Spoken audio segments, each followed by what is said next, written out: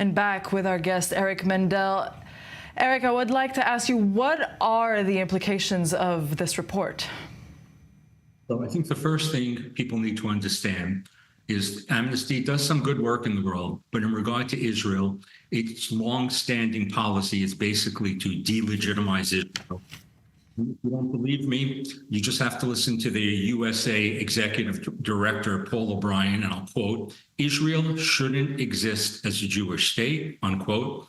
He's been part of the anti-Semitic BDS movement in his words and actions.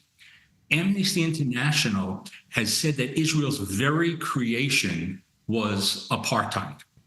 So what is this report? This report is a political agenda to give lawfare ammunition to the ICC, the ICC delegitimize Israel. It's basically Holocaust inversion, that Israel treats Palestinians the way the Nazis did. Amnesty totally ignores the human shields that are being used by Hamas, Hamas's charter, the fact that this is asymmetric warfare, and the ratio of civilians killed to terrorists. So John Spencer, who is the chair of urban warfare studies at West Point, says that what Israel has done in this battle, and I'll paraphrase, has been much better than we American Army did in Afghanistan and Iraq. Or Kitchery from the Foundation for Defense of Democracy says about this specific report, it incentivizes terror.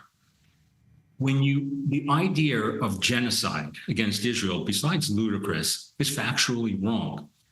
This would mean that Israel's intention is to kill off the Palestinian people.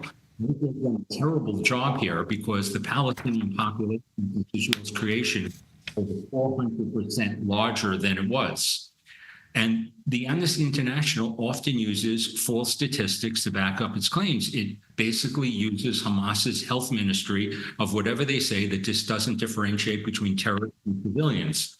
And finally, the idea that it's causing a famine deliberate, and I've actually wrote in a piece here for The Hill, is that food insecurity happens, but the amount of aid that comes in is large. And the thing I've learned is that Israel was bringing trucks for many, many months through and been inspected to the Gaza side, but they were not being picked up. They were called sleeping trucks. When I was there in April at Kerem Shalom, there were 70 trucks.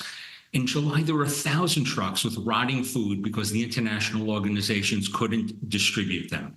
So what is really happening here is an abuse of an NGO that has a political agenda, and it is, the spokesperson you had on before said it's unequivocally that Israel's committing genocide. This is unequivocally anti-Israel, anti-Zionist, and clearly anti-Semitic. Right. Thank you for that insight, Eric Mandel. Thank you so much for joining us.